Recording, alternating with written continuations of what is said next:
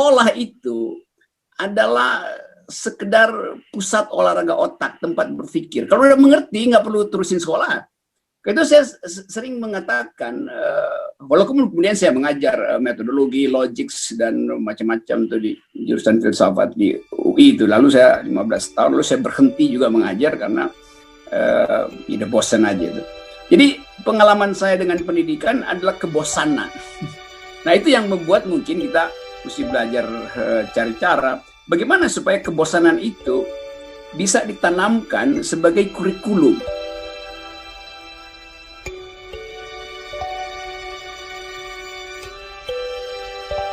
Iya. Kalau contoh dari saya sendiri contoh buruk dari sistem pendidikan itu. Karena saya berantakan studi saya itu sebetulnya itu. Nah, coba saya ingat-ingat dulu ya. Saya pertama kali kuliah itu di Fakultas Teknik jurusan Elektro. Hanya karena ingin tahu apa sebetulnya abstraksi dari atom itu. Saya masih ingat juga buku fisika yang tebalnya 600 halaman itu. Di belakangnya ada latihan soal dan dosen itu harus uji saya.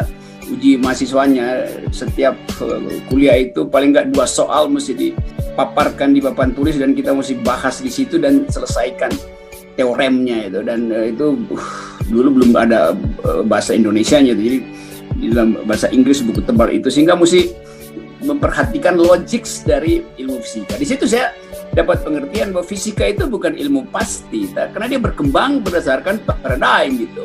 Lain dengan matematik itu yang ada yang final.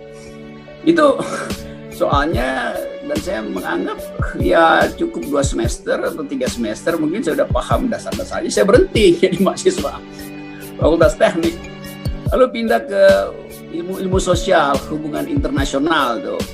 Karena tergoda untuk tahu kenapa perang itu selalu terhubung dengan semacam yang kita sebut sekarang surplus teknologi itu. Jadi saya mulai pelajari kalau orang kelebihan teknologi maka dia tergoda untuk perang. Ini saya masuk di hubungan internasional tuh.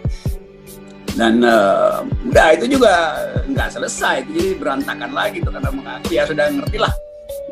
Lalu saya belajar apa lagi ya, Fakultas Hukum tuh. Masuk Fakultas Hukum untuk tahu yang disebut kausalitas di dalam hukum pidana.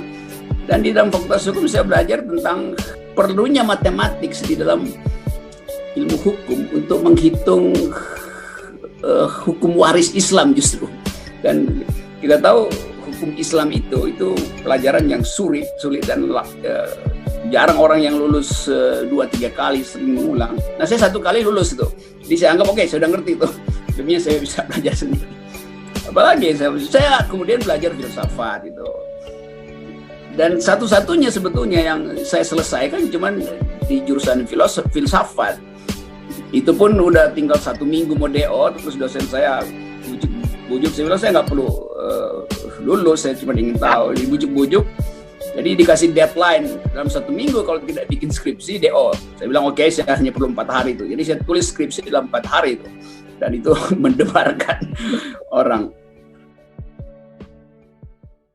Wah, ada hal yang nggak benar dalam kurikulum. Apa yang sebetulnya terjadi dengan kurikulum kita? Dipaksakan untuk diinstal ke dalam otak anak. Padahal anaknya nggak suka itu. Karena pendidikan artinya membawa orang dari kegelapan pergi pada cahaya terang. Namanya tarbiyah. Terima kasih.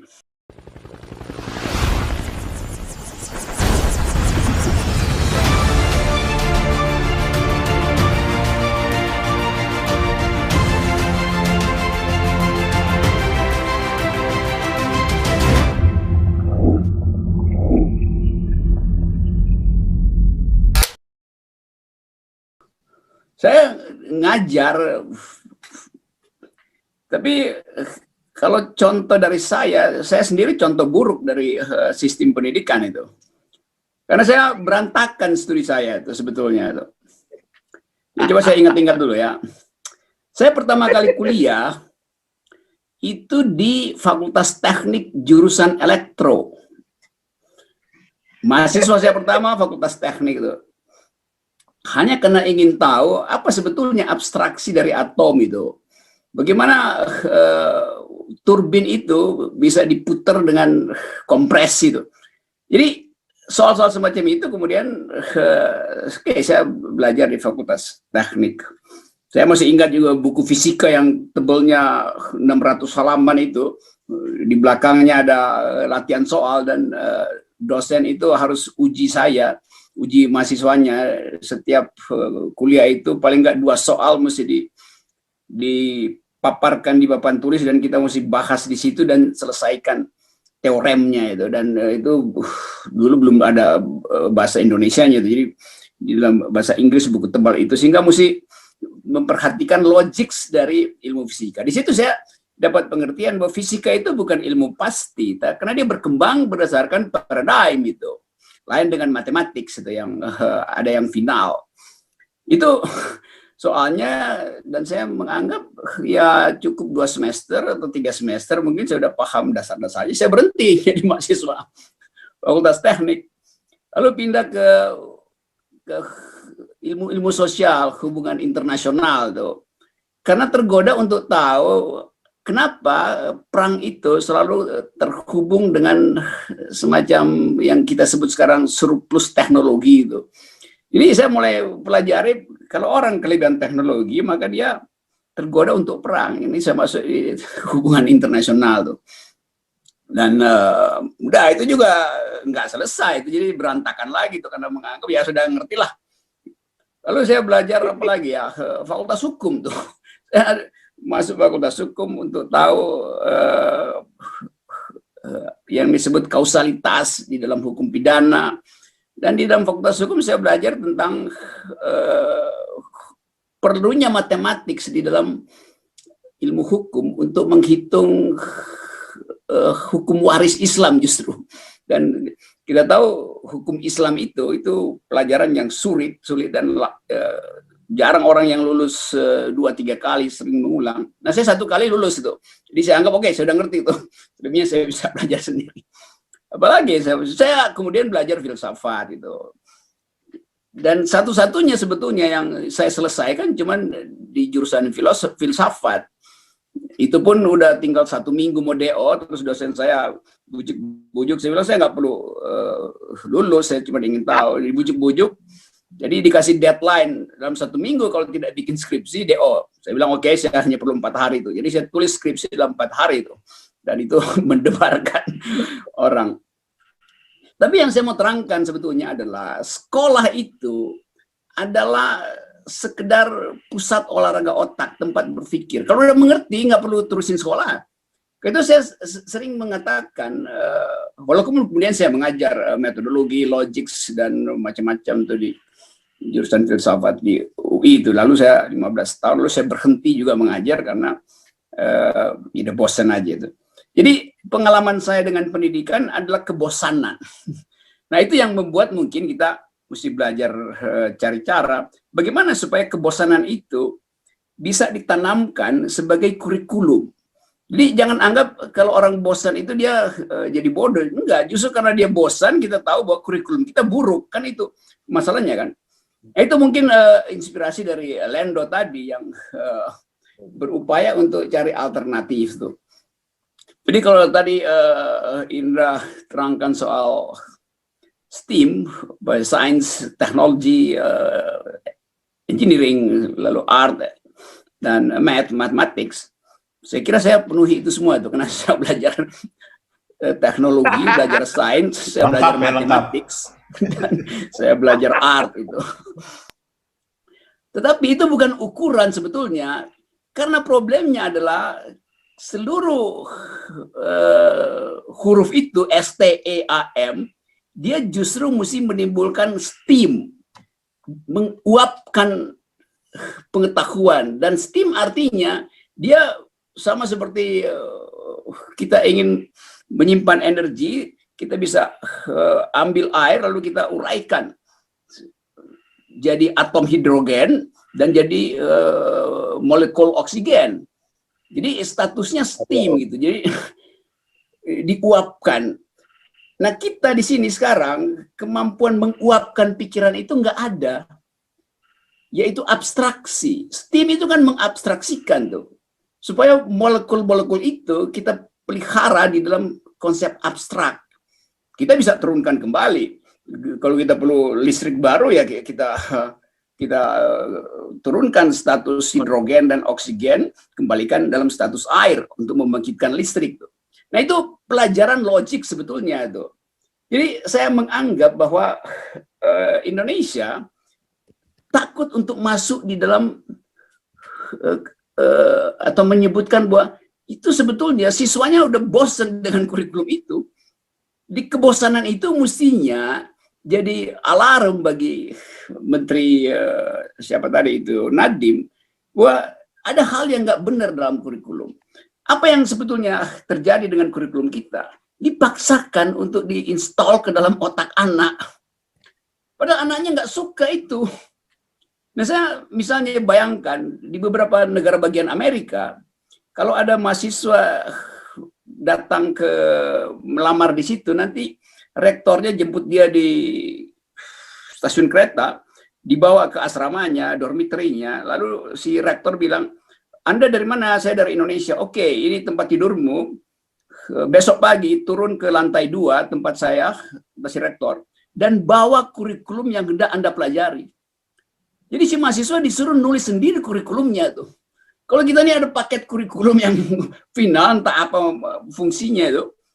Jadi kebebasan di dalam pendidikan itu adalah interaksi antara fasilitasnya dan pride orang untuk belajar. Kalau orang ada pride, dia akan bilang, saya dari Indonesia, saya hanya ingin belajar 3 mata kuliah di sini nih. 1 tentang matematik, 1 tentang fisika nuklir, 1 tentang environmental ethics. Maka si rektor bilang, oke, silahkan taruh di tempat saya kurikulum Anda, besok saya siapkan dosennya. Jadi dosen disiapkan oleh rektor berdasarkan kebutuhan si mahasiswa itu. Nah di kita sini enggak. Dari awal orang masuk UI, semester pertama masih diajarin agama, masih diajarin bahasa Indonesia, masih diajarin bahasa Inggris. Ini ngapain kalau begitu SMP, SMA itu? Apa nggak cukup? Apa dianggap mahasiswa itu masih kurang bertakwa sehingga mesti diajarin agama lagi? Kan itu kan ngaco kan. Jadi buang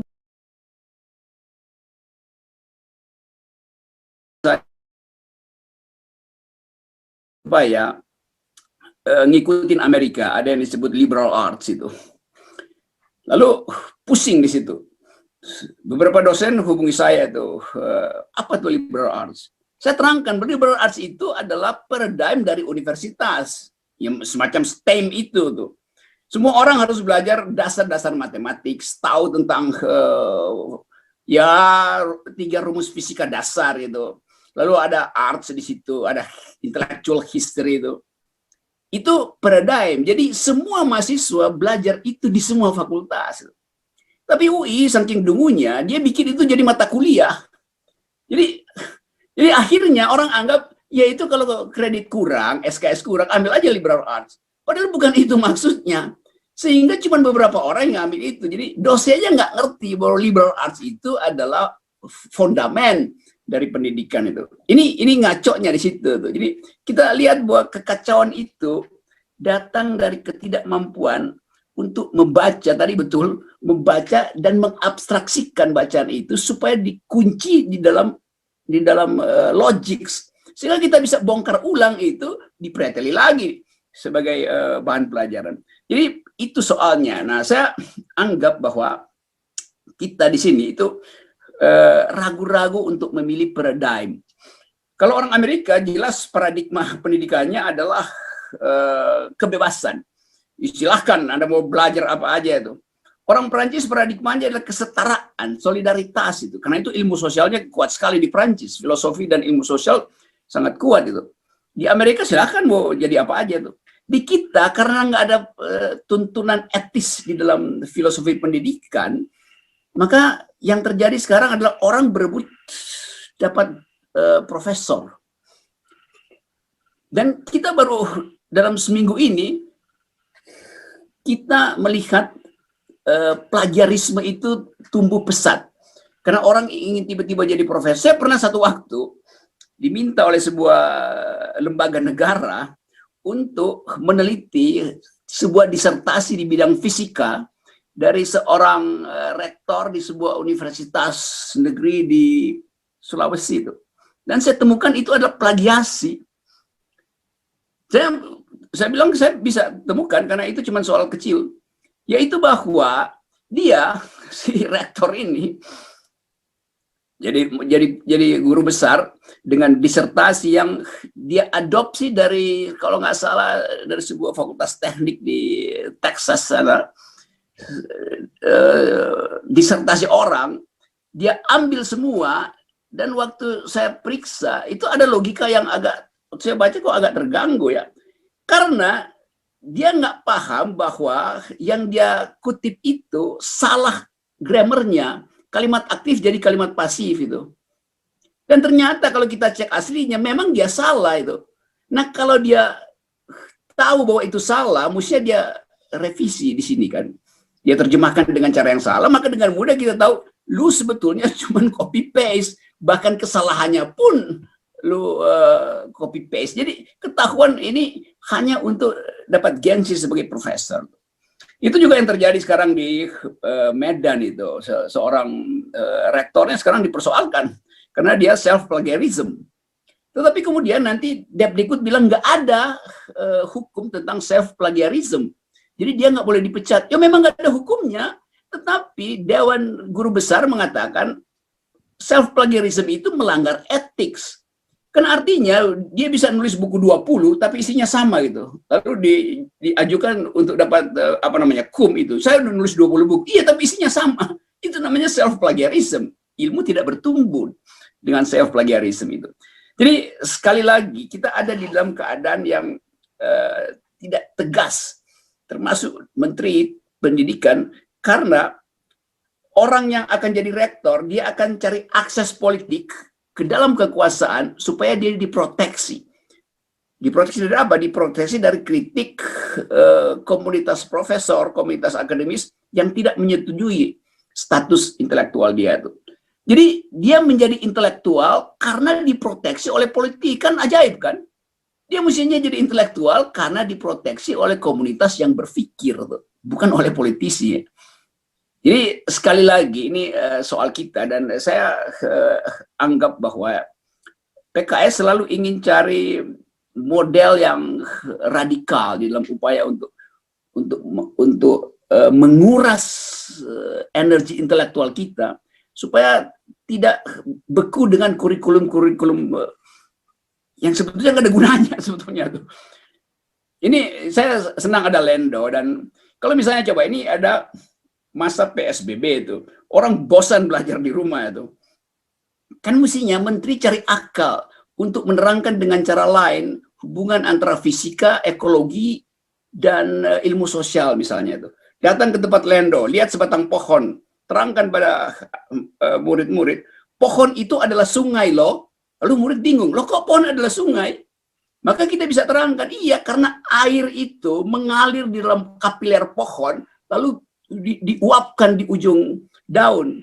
Maka ada sungai kecil sebetulnya melewati pohon itu. Muaranya di mana? Ya di ujung daun, supaya dia menguap setelah selesai fotosintesis. Maka kita bisa katakan sekarang kita nabung karbon loh. Lalu orang bertanya, apa tuh nabung karbon? Nanti ibunya juga tergerak untuk Google, apa sih carbon trading itu tuh? Apa sebetulnya sungai di dalam kapiler pohon itu? Jadi sekarang kan anak disebut sungai itu yang mengalir menuju laut, yaitu sisa dari pohon, maka pohon bilang oke, pergi ke laut. Tapi sungai sebetulnya ada yang lewat di pohon itu sampai ke dari akar sampai ke ujung pohon. Itu menimbulkan logika baru tuh. Jadi anak didik dipaksa untuk dia berpikir sendiri tentang kenaturalan dia itu. Nah sekarang kurikulum kita itu menjauhkan itu dari anak-anak.